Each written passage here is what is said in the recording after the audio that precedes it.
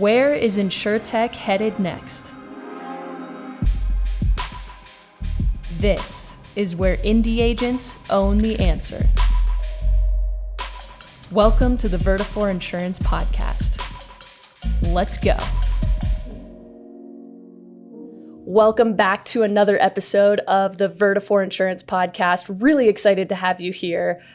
You guys don't know this, but it is actually 7:30 in the morning on a random Tuesday, and we have a very special guest who has showed up to record with me in the studio this early, has carved out time in her very busy schedule to tell her story and to help you guys think through a few how the M&A space and how insurtech is working at a very high level in the industry. So we're going to get into it.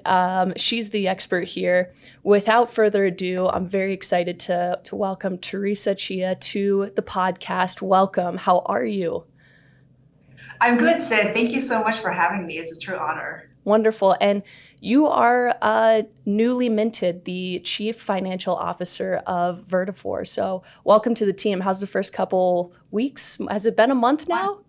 Well, I've been here since January, and I'm off to a great start. I mean, I have to say, first of all, a shout out to my amazing finance team. I have been so impressed with the creativity and passion among that team. Every day is different. We obviously cross-collaborate quite often with everyone within the company.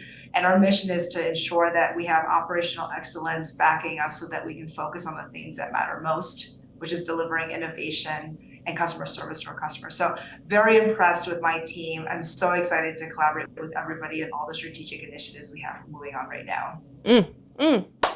All right, well, let me start back at the beginning before Vertafore, actually before insurance, because I'm always curious how people ended up in this weird bubble of an industry. How did you find insurance? What was your path? Yeah, so I think, like you said, people always have very unique paths in the industry, and then they find it to be their home. And so I started out as an investment banker and then a private equity investor across a number of different sectors. I worked in industrials, in media, in business services, in consumer and technology before joining the insurance sector. 10 years ago, I joined White Mountains Insurance Group, where I had responsibility over capital deployment there. That was my foray into the insurance space, and I have loved it ever since. There are so many things that I find so unique about the insurance industry. It's consumer facing, it's got that human component, it's about taking smart risks. There's capital allocation considerations, there's touch points with regulators and rating agencies. It's so multifaceted and complicated and such an important part of our community. It provides such an important service. I knew pretty quickly that this is where I wanted to stay. Would you say that you have let's put it this way. I was not very good at math in primary school. I was very, very, or knew very early on that I was into athletics and storytelling, more of the creative side of my brain. You seem to have been drawn to that logical, that more financially oriented side of things. How did you, just growing up, how did you know that was something that you took an interest in and were so good at? Being the CFO of Vertafore, you've clearly had a lot of successes very early in life, so. Well, thank you, Sid. It's funny, in the same way, we're we're opposites and complementary in that way. I think I knew at a very young age that I had no athletic talents whatsoever. And I've seen you talk on stage so many times that I could never match your storytelling abilities. So I think you're right. I think from a very young age, I've always been drawn to the quantitative side of understanding things. When I see something that I want to answer, I naturally gravitate to what the numbers tell and what's the story that the numbers tell. So I think my entire career has shown that. I like to tell stories through numbers, through analysis. The reality is the backbone of anything. There is a financial component to it. The numbers do really tell you the truth. I think they always hold you accountable to the truth. And I like that. I like combining what I'm hearing qualitatively, what we're trying to make judgments on strategically, and tying that back to whether or not the numbers tell the story that we believe it does. So, I think this is a natural kind of extension of that. I've been in the finance space in many different capacities, wearing many different hats, and I'm really excited here to have an opportunity to be at Vertafore, and particularly focus, I think, on our execution of long-term strategy, as well as our inorganic our inorganic path, which has been an important part of our growth story so far. But before we get into that Vertafore piece, which I am really curious, why Vertafore? I would say the other thing that's really unique about your journey is that you've combined this analytical orientation with just being able to answer the tough questions with the truth, with numbers, with hard facts, with an interest in business. Because you can take that skill set anywhere, right? But you said you wanted to apply it to business, and then eventually even narrow down further and say really specifically insurance. Yeah.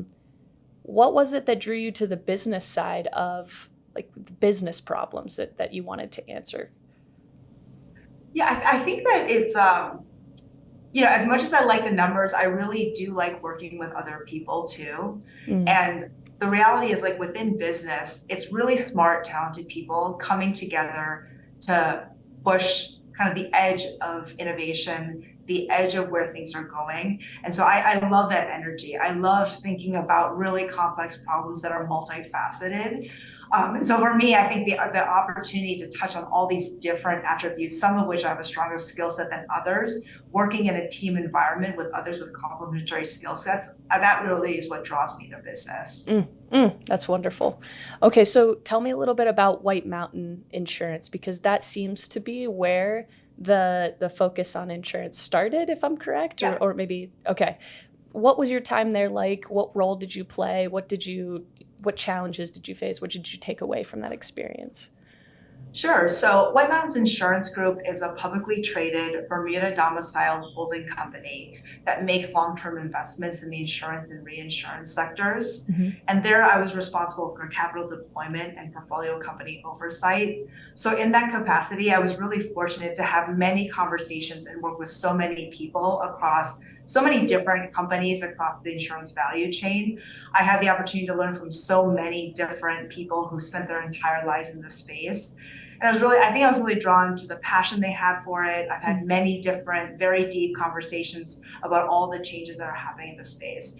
So I think that opportunity was so fortunate for me because it gave me like a very broad, kind of high level point of view where I had the opportunity to talk to people about many different perspectives and kind of draw my own based on those conversations. I think being a capital support for companies is really a rewarding place to be in.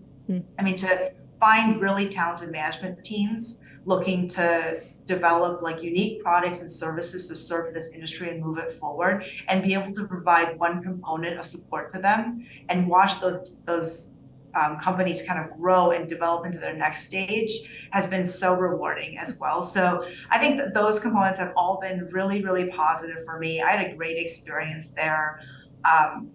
And I think that led me to continue in the insurance space. I have had a number of different governance roles as well. I currently sit on the board of Kinsale, which is a publicly traded E&S carrier. I've historically sat on the board of Velocity Risk Underwriters, which is a property cat focused MGA, as well as Spark Advisors, which is a Medicare IMO. I've also been fortunate to be a co-founder of my own insurtech MGA. So in a lot of different ways, I've been able to experience the industry wearing so many different hats. That's wonderful. And I want to dive into, for those of you listening, what you can take away from Teresa's story from the perspective of an agency owner, decision maker coming into this wild, wild west of the insurtech space, either as an investor or as a business trying to utilize these services. You always want to make sure you choose the right partner, somebody who's going to be stable, be around as you invest, resources and implement that technology. And of course, as an investor, you want to make sure you get ROI on the money that you put in. So before we get there, though, let me just quick round out your professional journey here with how did you find Vertafore? Because you could really have gone anywhere. I mean, at this point, you could have, sort of exploded out of the insurance industry and into other tech spaces or other spaces. So What was it about Vertafore's story, role that attracted you to the position?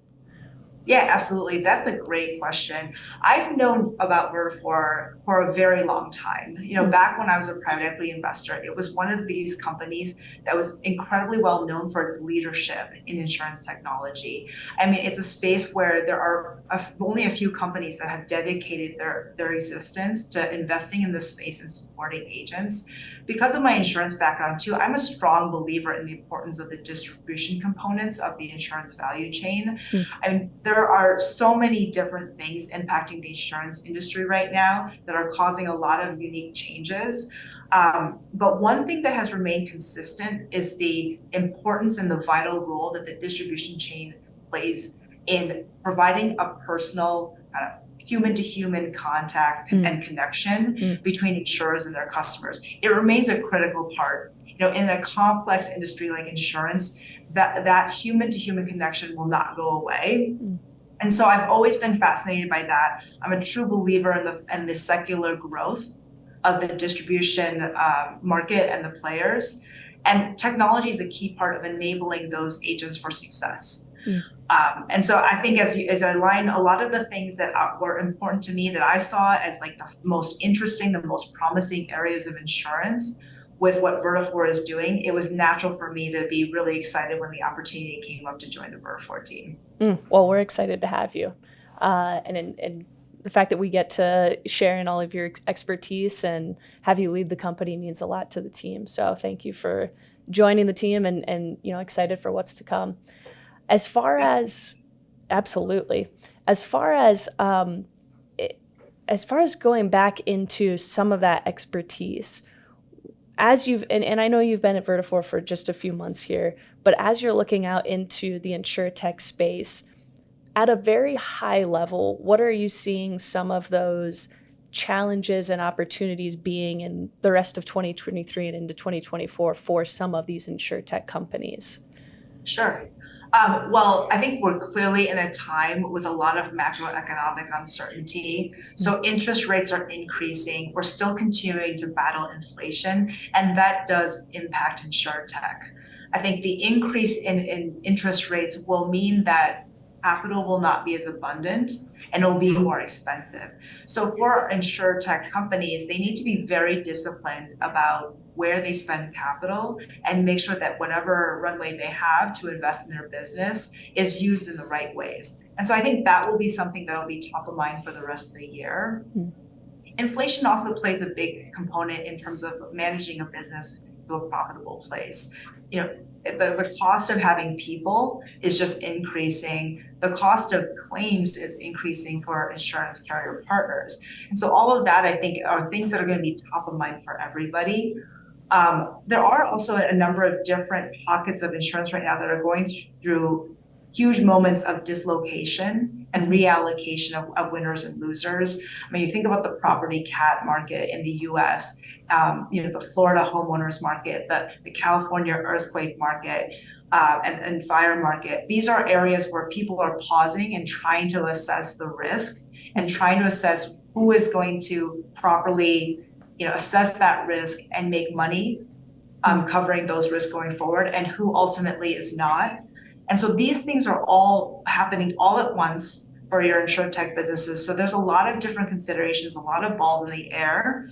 And so what I see right now is a lot of insurtech companies turning inward and thinking about what this means. Where are the areas that they're going to double down on? Where are the areas that as they look, they may want to reset their focus there?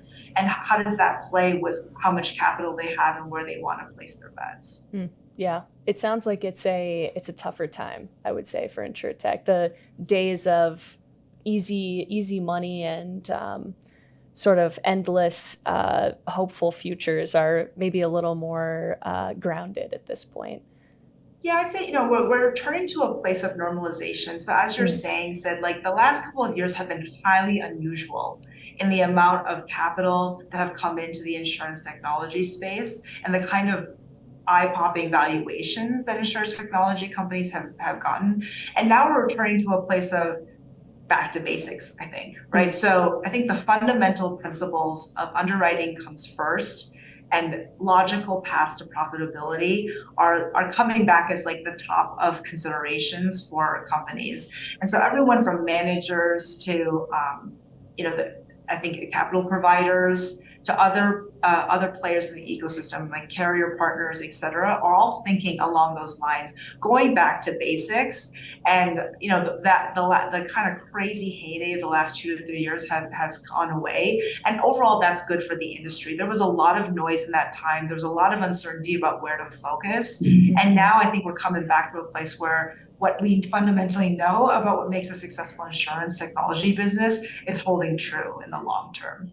So before I get into whether, or I guess I should say, what your thought process is for how to choose the right insurtech to invest in, because I'm very curious about that.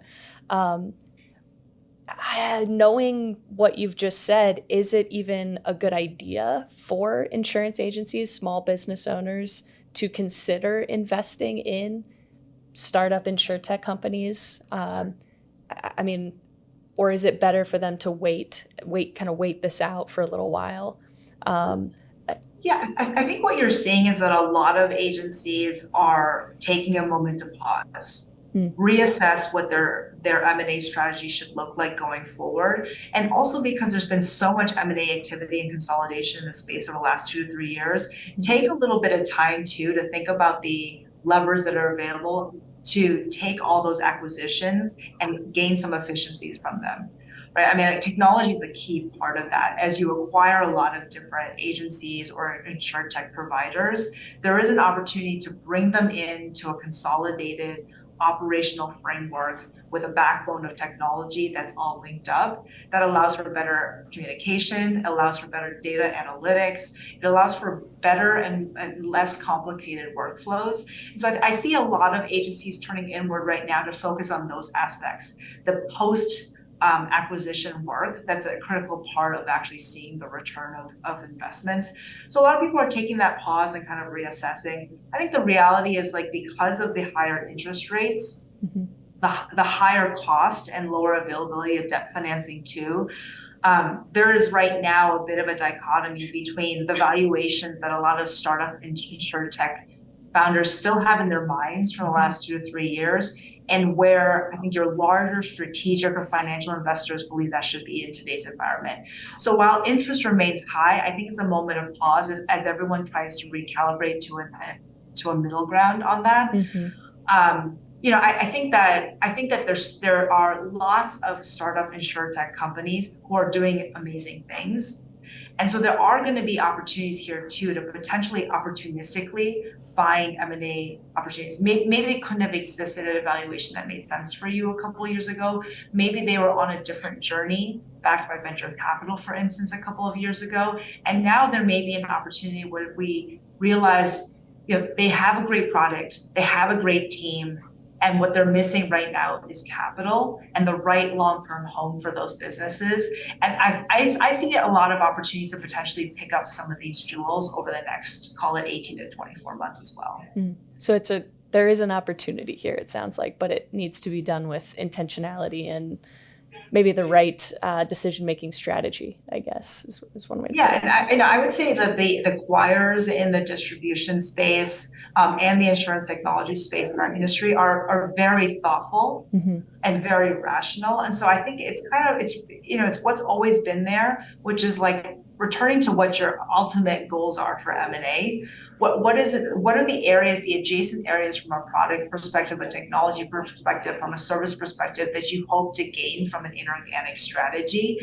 And then asking yourself, have I done the work to think about which ones are my top candidates, that are the best fit, the top talent, and to go ahead and continue to be aggressive when the opportunity allows for you to acquire the companies that are a top fit. I think the nice thing now is valuations are in a more normalized place. I think the challenge will be, to the extent that you need external financing support, that is a market that has more challenge in it as interest rates have risen.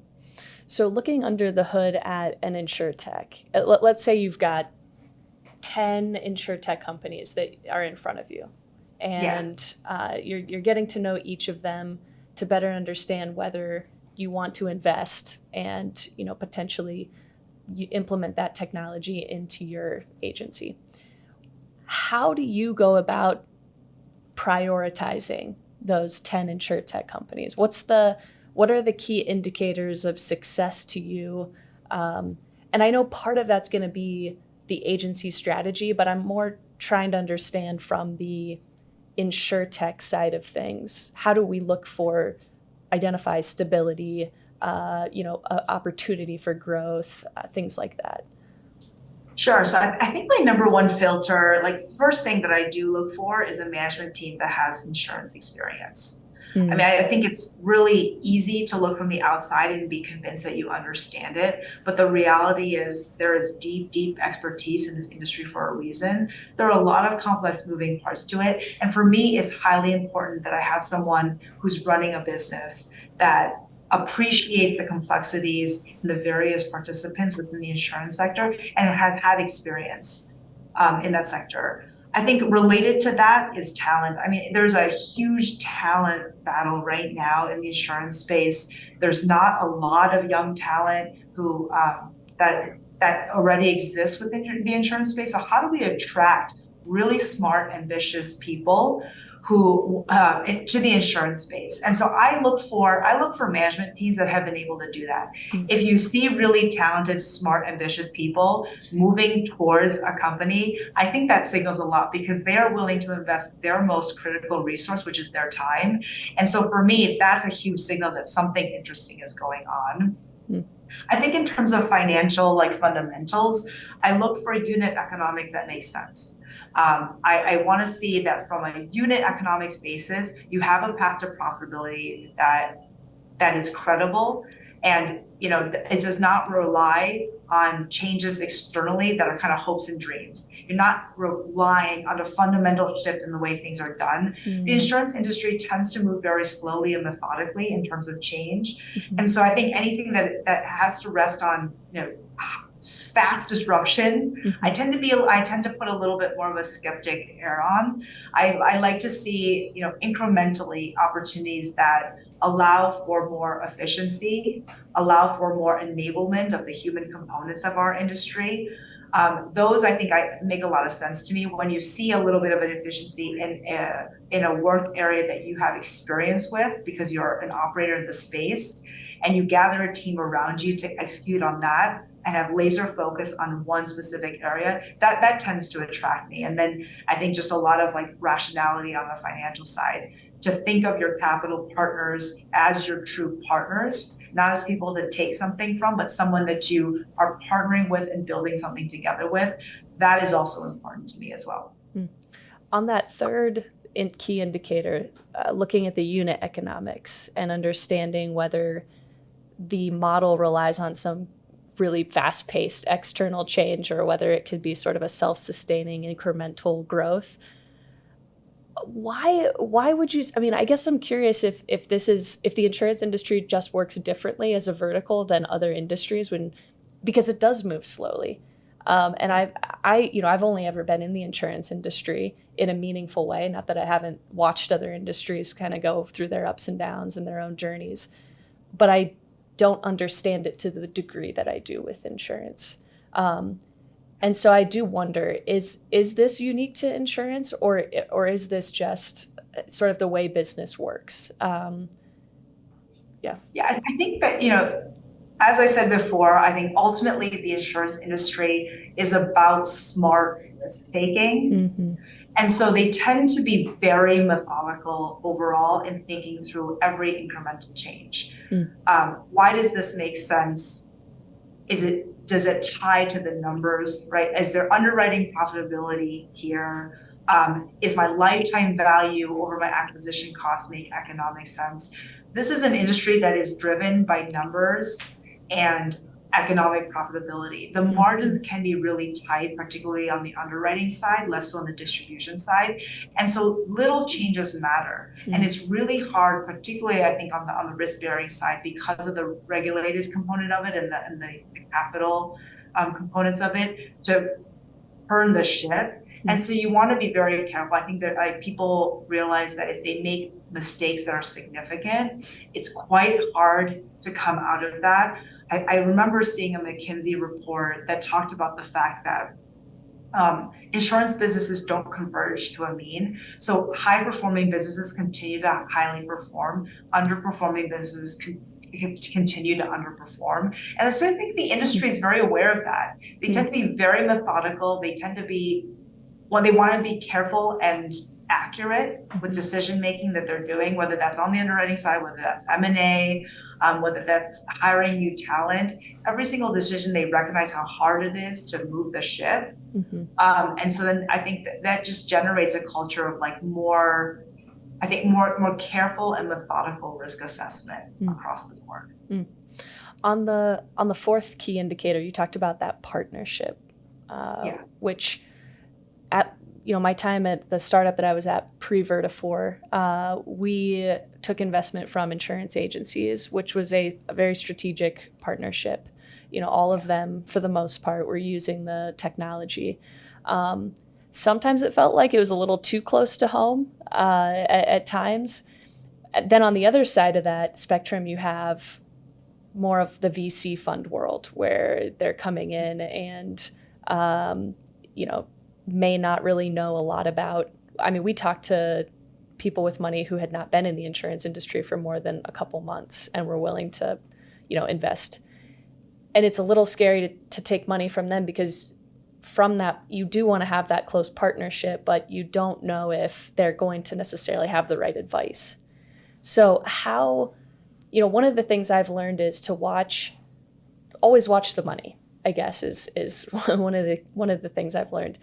If you look at where companies are taking money from, it can tell you a lot about the business, and not everything because you weren't in the room and you don't know what the contract says and you don't have all the details, but it can give you some indicators. What do those partnerships look like across, strategic investors versus a PE firm versus a venture capital fund? Yeah. Well, and the devil's always in the details. And so, I'll make some generalizations, but of course, at the end of the day, it's about looking eye to eye, looking into the eye of your capital partner as a person. Ultimately, regardless of the name of the firm, et cetera, the reality is you are striking a partnership with a specific person across the table. And so I always try to keep that in mind. Is this somebody that I want to go through the ups and downs with for a long period of time? I think you're right. There are general characteristics that different categories of capital providers have, and there are some considerations, both plus and minus, with all of them. So I think strategic investors, your insurance carriers, your insurance agencies, your longer term insurance investors like White Mountains Insurance Group, they tend to have a very long time horizon. So you'll be working with someone across the table that's stable for a long period of time. They tend to have deep pockets as well. So when they make investments, it's not about giving you money for one round and then good luck to you for the next round. You have to find someone else. They are there to support you all the way, and eventually, in a lot of situations, be someone who raises their hand to consolidate you into their business, if it makes sense. So they're often thinking about it with that hat. Is this something that's complementary to my existing business? Is this a business that we think could grow and potentially be part of our business in the long term? And so, I think that the long-term perspective is incredibly helpful because the insurance industry does go through longer-term cycles, and it can require a longer-term investment period for a business to kind of get out of its J curve and see itself to profitability and scalability. I think there's also a lot of knowledge and a lot of, personal connections that strategic investors can give you. So if you're looking for carrier partners, if you're trying to think about marketing partners, there's a lot of linkage. At the end of the day, the insurance industry is actually very small and people tend to know each other for a long period of time. So having the credibility of folks who know other folks for a long period of time kind of allows you to be in the room, to make those connections that can help you grow your business. I think on the flip side, it can also impede the growth of your business if people see you as potentially having misaligned incentives that are directed towards your investors rather than what's better for your business when those things arise. I think, for instance, if you're building a business that partners with carriers to create a platform where you can seek different personal lines quotes, for instance. If you have a few select carriers as your investors, other carriers will ask, at the end of going to show me the best opportunities, the best customers, or are those going to your investors? So those are the kind of questions you have to battle if you take money from strategic investors. And there are ways around those questions and answering them comfortably, but that tends to be what comes to mind for me. I think for your private equity investors, and your venture capital investors, they're incredibly smart people, and you benefit from the fact that they see a cadence of so many different companies. They tend to have seen what's around the corner for so many different scenarios, and you benefit from that. You benefit from their networks as well. They tend to bring in people who are operationally very credible. They kind of help you with the low-hanging fruit. You don't have to make the mistakes on your own that they already know and can help you avoid. But they tend to be fund based, and so they have time based constraints on how long they can be your partners. They also have constraints on what stages of your development they're able to play. So they make agreements with their LPs to provide them capital about the duration of their investments before they return capital to their investors, as well as the scope of where they're going to play. And so they're constrained by that. Some venture capital firms focus on the early days and they can't support you through your Series C, D, and IPO, et cetera. Some private equity firms can't invest in you until you're a certain size. And so those are some considerations that you have to think about. It does mean that there would naturally be some turnover. I think for private equity firms, you may have one partner or two partners across the table from you. With venture capital over time, it tends to mean that you have more. 4, 5, 6. That means more thoughts, more beneficial points of view, but also at times of conflict, it may be slower decision making. So I think these are all like different components of thinking about who you want around the table. Some entrepreneurs choose to go at it without any external providers. They prefer not to have the noise of additional points of view, and others have an opposite experience. It's been transformational for them to build their business with support from external investors. And so I think it goes back down to meeting the people, hearing their stories specifically, talking to other companies they have backed, and really peeling back the onion on who you're working with there specifically, how long they've been at the company, how long are they going to be there with you, and whether it aligns with the goals you have for your business. Do you think there's it's funny, as I was walking to the office today, I passed a WeWork, office, and we all hopefully know the story of Adam Newman and taking, the funding that he took. Do you think that there's a point at which there's an unnecessary amount of money that a startup is taking to try and almost, combat or hide maybe some of the issues that aren't being fixed under the hood from an efficiency perspective or an operational perspective? Yeah, I think you're picking up on something that's human nature, right? So for an entrepreneur, they are giving everything to developing a disruptive business that they fundamentally believe in. And so, of course, survival of that, taking care of their employees is going to be top of mind. So there's a natural instinct when capital is abundant to take as much as you can, create that safety margin for yourself. Of course, nothing is ever free. And so that means that you are also going to be on the hook to provide a return for those investors. And depending on how many investors you've taken from and whether or not they're aligned, you may have a couple of different competing interests around timelines, around size and scope, around the execution path that you're on. So I think that's always the consideration as well. In general, if you take too much money, I think it reduces the urgency of efficiency, the urgency to drive towards profitability, and that can be something that's a risk for your business. If it's too easy for you to, sign a lease on a fancy office that for too much money that you don't need, if it's too easy for you to sign contracts with your vendors with 10% increases a year because you have so much capital in the bank. That doesn't drive ultimately a culture and operational processes that set you up for success in the long term. So it's healthy to have a good dynamic of capital being just enough for you to kind of take the next step forward. Something that I always appreciate, and I've used in the past, is sometimes it makes sense to incrementally provide capital to a business to say, like, once you hit this milestone, we're here to commit another check. Once you hit that milestone, here's another check. It allows, I think, a bit of honesty on both sides. Let's agree upfront what we're trying to execute. It doesn't mean that we can't alter the path if we learn new things, but it creates some accountability to check back in and say, let's return back to basics. Are we actually building something that we believe will be fundamentally changing for the industry and profitable in the long term?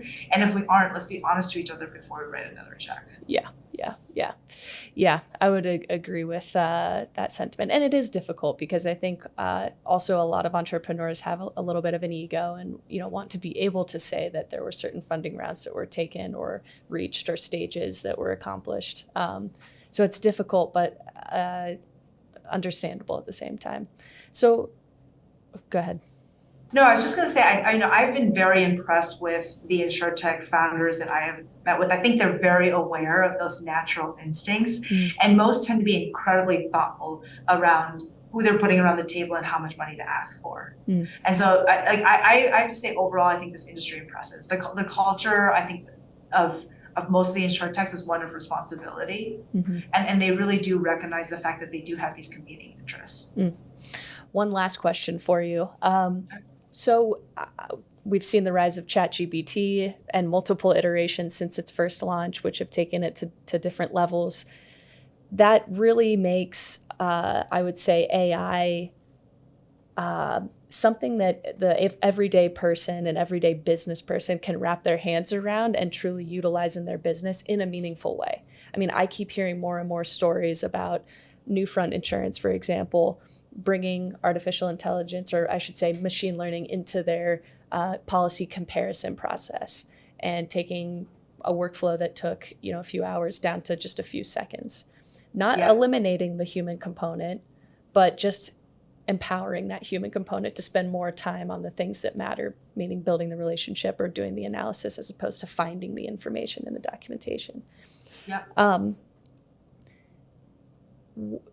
There's a lot of pockets of types of insurtech in the industry that seem to be pretty healthy, with payment solutions, sales and service workflow automation solutions, data and analytics, now a little bit more of machine learning.